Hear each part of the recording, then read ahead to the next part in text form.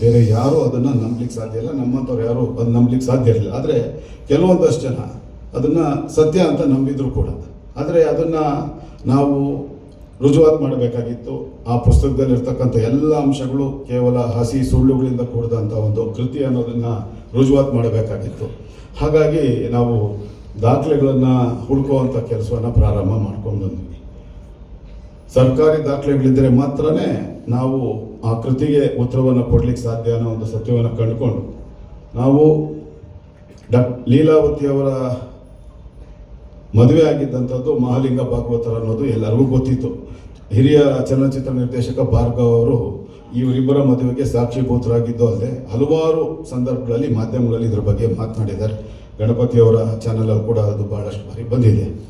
ಆದರೂ ಕೂಡ ಅದು ಸಾಕಾಗ್ತಾ ಇರಲಿಲ್ಲ, ಯಾಕಂದರೆ ದಾಖಲೆಗಳಿರಲಿಲ್ಲ. ಹಾಗಾಗಿ ನಾನು ದಾಖಲೆಗಳನ್ನು ಹೆಕ್ಕಬೇಕು ಅನ್ನೋ ಒಂದು ಉದ್ದೇಶ ಇಟ್ಕೊಂಡು ಮಹಾಲಿಂಗ ಭಾಗವತರ್ ಮತ್ತು ಲೀಲಾವತಿಯವರು ಮತ್ತು ವಿನೋದ್ ರಾಜ್ ಅಂತ ಏನಿದ್ದಾರೆ ಇವರ ಮೂರು ಜನಕ್ಕೆ ಸಂಬಂಧಪಟ್ಟ ಸರ್ಕಾರಿ ದಾಖಲೆಗಳನ್ನು ಹುಡುಕ್ತಾ ಹೋದಾಗ ಚೆನ್ನೈ ಮಹಾನಗರ ಅದಕ್ಕೆ ಹೊಂದ್ಕೊಂಡಂಗಿರ್ತಕ್ಕಂಥ ಚೆಂಗಲ್ಪಟ್ಟು ಜಿಲ್ಲೆಯಲ್ಲಿ ಒಂದಲೂರು ಅಂತ ತಾಲೂಕಿದೆ. ಅಲ್ಲಿ ಪುದುಪಕ್ಕಂ ಅನ್ನೋ ಗ್ರಾಮದಲ್ಲಿ ಸರ್ವೆ ನಂಬರ್ 243, 244, 245ರಿಂದ 252 ತನಕ ಇರತಕ್ಕಂಥ ಸಂಪೂರ್ಣ ಸ್ವತ್ತುಗಳು ಮಹಾಲಿಂಗ ಭಾಗವತರ್ ಅವರಿಂದ ಲೀಲಾವತಿ ಅವರಿಗೆ ಗಿಫ್ಟ್ ಡೀಡ್ ಮೂಲಕ ಅಂತಂದರೆ ದಾನಪತ್ರದ ಮೂಲಕ ಬಂದಿದೆ ಅನ್ನೋ ಸತ್ಯ ಗೊತ್ತಾಯಿತು. ಅದಾದ ನಂತರ ಆ ಪತ್ರಗಳನ್ನು ನಾನು ಹೆಕ್ಕಿ ತೆಗೆಯುವಂಥ ಕೆಲಸವನ್ನು ಪ್ರಾರಂಭ ಮಾಡಿದೆ. ಆದರೆ ಸರ್ಕಾರಿ ಸ್ವತ್ತುಗಳನ್ನು ಮಾತ್ರ ನಾವು RTI ಅಡಿಯಲ್ಲಿ ಕೇಳಲಿಕ್ಕೆ ಅವಕಾಶ ಇದೆ. ಆ ಸರ್ಕಾರಿ ಸ್ವತ್ತುಗಳನ್ನು ಬಿಟ್ಟು ಖಾಸಗಿ ಸ್ವತ್ತುಗಳನ್ನು ನಿಮ್ಮ ಸ್ವತ್ತುಗಳ ಪತ್ರಗಳನ್ನು RTI ಕಾಯ್ದೆ ಅಡಿಯಲ್ಲಿ ಕೊಡಲಿಕ್ಕೆ ಸಾಧ್ಯ ಇಲ್ಲ. ಹಾಗಾಗಿ ತಿರುಪುರೂರು ಸಬ್ ರಿಜಿಸ್ಟ್ರಾರ್ ಆಫೀಸಲ್ಲಿ ದೇವರು ಎಲ್ಲದಕ್ಕೂ ಒಂದು ಅವಕಾಶ ಮಾಡಿಕೊಡ್ತಾರೆ ಅಂಥೇಳಿ ನಾನು ನಂಬಿರ್ತಕ್ಕಂಥ ತಾಯಿ ಅನ್ನಪೂರ್ಣೇಶ್ವರಿ ಆಶೀರ್ವಾದದಿಂದ ಆ ತಿರುಪುರೂರು ಸಬ್ ರಿಜಿಸ್ಟ್ರಾರ್ ಆಫೀಸ್ನಲ್ಲಿ ಕೆಲಸ ಮಾಡುವಂಥ ಒಬ್ಬ ಕೆಲಸಗಾರ ನನ್ನ ಆತ್ಮೀಯ ಸ್ನೇಹಿತನಾಗಿದ್ದಂಥವ್ರು ಮತ್ತು ಚೆನ್ನೈ ಮಹಾನಗರದಲ್ಲಿದ್ದಂಥ ನಮ್ಮೆಲ್ಲರ ವಕೀಲ ಸ್ನೇಹಿತರುಗಳ ಮೂಲಕ ಆ ಜಮೀನಿಗೆ ಸಂಬಂಧಪಟ್ಟ ದಾಖಲೆಗಳನ್ನು ಕಳೆದ ವರ್ಷ ಫೆಬ್ರವರಿ ತಿಂಗಳಲ್ಲಿ ತೆಗೆಯೋದ್ರಲ್ಲಿ ನಾನು ಯಶಸ್ವಿಯಾದೆ.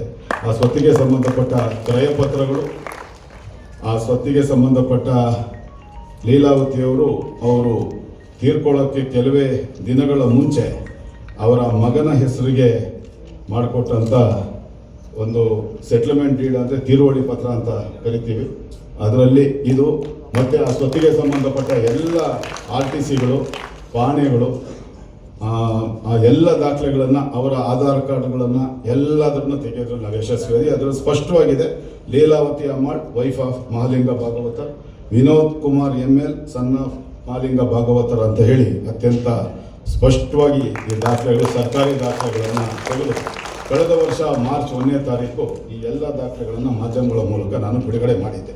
ಅದ್ರ ಜೊತೆಗೆ ಈ ಎಲ್ಲ ಕುಹಕಿಗಳು ಯಾರಿದ್ರು ಆ ಕುಹಕಿಗಳಿಗೆ ಮಾಧ್ಯಮಗಳ ಮೂಲಕ ಒಂದು ಸಂದೇಶವನ್ನು ಕೊಟ್ಟು ಇನ್ನು ಮುಂದೆ ಯಾರಾದರೂ ಅಣ್ಣವರ ಬಗ್ಗೆ ಒಂದೇ ಒಂದು ಅಡ್ಡಗೋಡೆ ಮೇಲೆ ದೀಪ ಇಟ್ಟಾಗ ಮಾತಾಡೋದಾದರೆ ಅವ್ರ ವಿರುದ್ಧ ಕಾನೂನು ಹೋರಾಟ ಮಾಡ್ತೀವಿ ಅಂತೇಳಿ ನೇರವಾಗಿ ಲೀಲಾವತಿಯವರ ಮಗ ವಿನೋದ್ ರಾಜ್ ಅವರಿಗೆ ನಾವು ನೇರವಾಗಿ ಒಂದು ಎಚ್ಚರಿಕೆಯನ್ನು ಕೊಟ್ಟು, ಒಂದು ವೇಳೆ ನೀವು ಇದೇ ರೀತಿ ಏನಾದರೂ ಎರಡು ಅರ್ಥ ಬರುವಂಥ ಮಾತುಗಳನ್ನು ಮಾತಾಡೋದಾದರೆ ನಿಮ್ಮ ವಿರುದ್ಧ ನಾವು ಕಾನೂನು ಹೋರಾಟ ಮಾಡ್ತೀವಿ, ನಿಮ್ಮ ವಿರುದ್ಧ ಮಾನನಷ್ಟ ಮೊಕದ್ದಮೆ ದಾಖಲು ಮಾಡ್ತೀವಿ ರಾಜ್ಯಾದ್ಯಂತ ಅಂತ ಹೇಳಿದ ಮೇಲೆ ಅವರು ಕೂಡ ಅಲ್ಲಿ ಮಾತನಾಡುವಂಥದ್ದು ನಿಲ್ಲಿಸೋದು ಅಂತ ಹೇಳಿ ನಾನು ಇಷ್ಟಪಡ್ತೀನಿ. ನಾನು ಹೇಳ್ತಾ ಇರೋ ಮಾತುಗಳನ್ನ ವೇದಿಕೆ ಮೇಲೆ ಇರತಕ್ಕಂಥವ್ರು ಗಣಪತಿಯವ್ರನ್ನ ಹೊರತುಪಡಿಸಿ ಯಾರು ಹೇಳಲಿಕ್ಕೆ ಸಾಧ್ಯ ಇಲ್ಲ, ಹೇಳಬಾರ್ದು. ಅವರಿಂದ ನಾವು ಅಪೇಕ್ಷೆಯನ್ನು ಪಟ್ಟಿಲ್ಲ. ಅವ್ರನ್ನ ಕೇವಲ ಈ ಪುಸ್ತಕ ಬಿಡುಗಡೆಗೆ ಅವ್ರನ್ನ ಕರೆದಿರ್ತಕ್ಕಂಥದ್ದು ಅಷ್ಟೇ. ಹಾಗಾಗಿ ಏನು ಹೇಳಬೇಕು ಎಲ್ಲ ವಿಷಯಗಳನ್ನು ನಾನೇ ಮಾತಾಡ್ತಾ ಇರ್ತಕ್ಕಂಥದ್ದು. ಶ್ರೀ ಸಾಮ್ರಾಜ್ಯ ಸಾಹಿತ್ಯ ನಾಟಕ ಮಂಡಳಿಯ ಸ್ಥಾಪಕರಾಗಿದ್ದಂಥ ಮಹಾಲಿಂಗ ಭಾಗವತರ್ ಅವರ ನಾಟಕ ಮಂಡಳಿಯಲ್ಲಿ 13 ವರ್ಷ ವಯಸ್ಸಿಗೆ ಪಾದಾರ್ಪಣೆ ಮಾಡಿದಂಥ ಲೀಲಾವತಿಯವರು ಸುಮಾರು 14 ವರ್ಷಗಳ ಕಾಲ ಅವರು ಆ ನಾಟಕ ಮಂಡಳಿಯಲ್ಲಿ ಕೆಲಸ ಮಾಡ್ತಾ ಅವ್ರ ಜೊತೆ ಅವಿನಾಭಾವ ಸಂಬಂಧವನ್ನು ಬೆಳೆಸ್ಕೊಳ್ತಾರೆ. ಅದ್ರ ಜೊತೆಗೆ ಮಹಾಲಿಂಗ ಭಾಗವತರ ಶಿಫಾರಸಿನ ಮೇಲೆಗೇ ಸುಬ್ಬಯ್ಯ ನಾಯ್ಡು ಅವರ ನಮ್ಮ ಚಲನಚಿತ್ರರಂಗ ಇಷ್ಟು ಮಟ್ಟಿಗೆ ಬೆಳೆಯಬೇಕಂದ್ರೆ ಇಬ್ಬರು, ಒಬ್ಬ ಗುಬ್ಬಿ ವೀರಣ್ಣ, ಇನ್ನೊಬ್ಬರು ಸುಬ್ಬಯ್ಯ ನಾಯ್ಡು ಅವರು. ಅಂಥ ಸುಬ್ಬಯ್ಯ ನಾಯ್ಡು ಅವರ ನಟನೆ ಇರ್ತಕ್ಕಂಥ ಚಿತ್ರ ಭಕ್ತ ಪ್ರಹ್ಲಾದದಲ್ಲಿ, ಹಾಗೆ ಇನ್ನೊಂದು 2 ಸಿನಿಮಾಗಳಲ್ಲಿ ಅವರೇ ನೇರವಾಗಿ ಅವರಿಗೆ ಅವಕಾಶವನ್ನು ಮಾಡಿಕೊಡ್ತಾರೆ. ಅಲ್ಲಿ ತನಕ ಅವರ ಹೆಸರು ಲೀಲಾವತಿಯವರ ಹೆಸರು ಲೀನಾ ಸಿಕ್ವೇರ ಅಂತ ಅವ್ರ ಹೆಸರು ಲೀನಾ ಸಿಕ್ವೇರ ಅಂತ, ಆ ಹೆಸರನ್ನು ಕೂಡ ಅವರು ಮರೆಮಾಚಿದ್ರು. ಹಾಗಾಗಿ ಆ ಲೀನಾ ಸಿಕ್ವೇರ ಮತ್ತು ಏಂಜಲಿನಾ ಸಿಕ್ವೇರ ಅಂತ ಹೇಳಿ ಮುರಾ ಗ್ರಾಮ ಅಂತ ಇದೆ ಬೆಳ್ತಂಗಡಿ ಜಿಲ್ಲೆಯಲ್ಲಿ, ಅಲ್ಲಿ ಅವರು ಜನಿಸಿದಂಥವರು 1953ರಲ್ಲಿ ಮಹಾಲಿಂಗ ಭಾಗವತರ ನಾಟಕ ಮಂಡಳಿಗೆ ಅವರು ಪ್ರವೇಶ ಮಾಡ್ತಾರೆ. ಅದಾದ ನಂತರ 1962ರಲ್ಲಿ ಮಹಾಲಿಂಗ ಭಾಗವತರ್ ಮತ್ತು ಲೀಲಾವತಿ ಅವರ ಮದುವೆ ಚೆನ್ನೈ ಮಹಾನಗರದಲ್ಲಿ ಹಲವಾರು ಪತ್ರಕರ್ತರ ಸಮಕ್ಷಮದಲ್ಲಿ ಆಗತ್ತೆ. ಆ ಒಂದು ಮದುವೆಗೆ ಸಾಕ್ಷೀಭೂತರಾಗಿದ್ದಂಥವ್ರ ಪೈಕಿ ಹಿರಿಯ ಚಲನಚಿತ್ರ ನಿರ್ದೇಶಕ ಭಾರ್ಗವ್ ಅವರು ಕೂಡ ಒಬ್ಬರು ಅಂತ ನಾನು ಹೇಳಕ್ಕೆ ಇಷ್ಟಪಡ್ತೀನಿ. ಅದಾದಮೇಲೆ 1967ರಲ್ಲಿ ವಿನೋದ್ ರಾಜ್ ಅವರ ಜನನ ಆಗತ್ತೆ.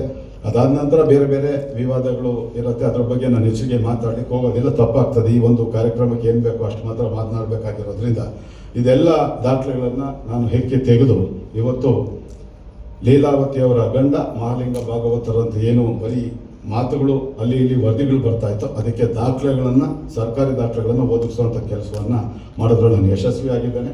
ಆ ಮೂಲಕ ಯಾವ ಕುಹಕಿಗಳು ಡಾಕ್ಟರ್ ರಾಜ್ಕುಮಾರ್ ಅವರ ಬದುಕಿದ್ದಷ್ಟು ದಿನ ಹಾಲಿನಷ್ಟೇ ಪರಿಶುದ್ಧವಾಗಿ ಬದುಕಿದಂಥ, ತಮ್ಮ ವ್ಯಕ್ತಿತ್ವಕ್ಕೆ ಸಣ್ಣ ಚ್ಯುತಿಯೂ ಬರದೇ ಇರೋ ರೀತಿಯಲ್ಲಿ ಯಾವ ಕನ್ನಡಿಗರು ತಮ್ಮ ಮೇಲೆ ಅಪಾರವಾದಂಥ ವಿಶ್ವಾಸವನ್ನು ಇಟ್ಕೊಂಡಿದ್ರು, ಆ ವಿಶ್ವಾಸಕ್ಕೆ ಜೀವನ ಪೂರ್ತಿ ಚ್ಯುತಿ ಬರದಂತೆ ನಡೆದಂಥ ಡಾಕ್ಟರ್ ರಾಜ್ಕುಮಾರ್ ಅವರು ಯಾವತ್ತೂ ಕೂಡ ನಿಷ್ಕಳಂಕ ವ್ಯಕ್ತಿತ್ವದ ವ್ಯಕ್ತಿ. ಇಂತಹ ನೂರಾರು ಬೆಳೆಗಳು ವೈಯಂತ್ಯಗಳು ನಾರಾಯಣ ಸ್ವಾಮಿ ಬಂದರೂ ಕೂಡ ಡಾಕ್ಟರ್ ರಾಜ್ಕುಮಾರ್ ಅವರಿಗೆ ಕಳಂಕವನ್ನು ತರಲಿಕ್ಕೆ ಸಾಧ್ಯ ಇಲ್ಲ ಅನ್ನೋ ಒಂದು ಮಹಾಸತ್ಯವನ್ನು ನಿಮಗೆ ತಿಳಿಸ್ಕೊಡೋವಂಥ, ಅರಿವು ಮಾಡಿಕೊಡುವಂಥ ದಾಖಲೆಗಳ ಮೂಲಕ ತಿಳಿಸ್ಕೊಡುವಂಥ ಒಂದು ಪ್ರಯತ್ನವನ್ನು ಇವತ್ತು ಮಾಡಿದ್ದೀನಿ. ಅದರ ಮೂಲಕ ಇವತ್ತು ವಿನೋದ್ ರಾಜ್ ಅವರ ತಂದೆ ಮಹಾಲಿಂಗ ಭಾಗವತರ್ ಮತ್ತು ಲೀಲಾವತಿ ಅವರ ಗಂಡ ಮಹಾಲಿಂಗ ಭಾಗವತರ್ ಅದನ್ನು ಸಾಕ್ಷಿಗಳ ಸಹಿತ ಇವತ್ತು ರುಜುವಾತು ಮಾಡಿ ಅದನ್ನು ಇವತ್ತು ಲೀಲಮ್ಮ ನಿನ್ನ ಗಂಡ ಯಾರಮ್ಮ ಅನ್ನೋ ಪುಸ್ತಕದ ಮೂಲಕ ಜನರಿಗೆ ತಿಳಿಸುವಂಥ ಒಂದು ಕೆಲಸವನ್ನು ನಾನು ಮಾಡಿದ್ದೀನಿ. ಆ ಮೂಲಕ ಅವರ ಅಭಿಮಾನಿಯಾಗಿ ತಾಯಿ ಅನ್ನಪೂರ್ಣೇಶ್ವರಿ ಆಶೀರ್ವಾದದಿಂದ ಈ ಒಂದು ಕಾರ್ಯ ಮಾಡಲಿಕ್ಕೆ ಯಶಸ್ವಿ ಆಗಲಿಕ್ಕೆ ಅವಕಾಶ ಮಾಡಿಕೊಟ್ಟಂಥ ತಾಯಿ ಅನ್ನಪೂರ್ಣೇಶ್ವರಿಗೆ ನಂಬಿಸಿ, ಆ ಒಬ್ಬ ಮಹಾನ್ ವ್ಯಕ್ತಿಯ ಅವರು ಇದ್ದಂಥ ಕಾಲದಲ್ಲಿ ನಾವೆಲ್ಲ ಬದುಕಿದ್ವಿ, ಅವ್ರು ಓಡಾಡಿದಂಥ ನೆಲದಲ್ಲಿ ನಾವು ಓಡಾಡ್ತಾ ಇದ್ದೀವಿ, ಅದೇ ನಮ್ಮ ಸೌಭಾಗ್ಯ ಅಂತ ತಿಳ್ಕೊಂಡು ಬದುಕ್ತಾ ಇರ್ತಕ್ಕಂಥ ನಮಗೆ ಇಂತಹ ಒಂದು ಐತಿಹಾಸಿಕ ಸತ್ಯವನ್ನು ದಾಖಲೆಗಳ ಮೂಲಕ ಬಹಿರಂಗಪಡಿಸೋಕ್ಕೆ ಅವಕಾಶ ಮಾಡಿಕೊಟ್ಟಿದ್ದಕ್ಕೆ ತಾಯಿ ಅನ್ನಪೂರ್ಣೇಶ್ವರಿಗೆ ನಂಬಿಸಿ, ನನ್ನ ಎಲ್ಲ ಇಂತಹ ಕಾರ್ಯಗಳಿಗೆ ಸದಾಕಾಲ ಬೆನ್ನೆಲುಬಾಗಿ ನಿಂತಿರ್ತಕ್ಕಂಥ ಎಲ್ಲ ದೊಡ್ಡ ಮನೆ ಅಭಿಮಾನಿ ಕುಟುಂಬದವರಿಗೆ ಮತ್ತು ನನ್ನ ಸ್ನೇಹಿತರಿಗೆ ಹೃತ್ಪೂರ್ವಕವಾದಂಥ ಧನ್ಯವಾದವನ್ನು ಹೇಳ್ತಾ, ಇವತ್ತು ಈ ಒಂದು ಪುಸ್ತಕ ಬಿಡುಗಡೆಯ ಉದ್ಘಾಟನೆ ಕಾರ್ಯಕ್ರಮವನ್ನು ದೀಪ ಬೆಳಗೋದ್ರ ಮೂಲಕ ಮಾಡಬೇಕು ಅಂತೇಳಿ ವೇದಿಕೆ ಮೇಲೆ ಇರ್ತಕ್ಕಂಥ ಎಲ್ಲ ಗಣ್ಯರಲ್ಲಿ ನಾನು ಮನವಿ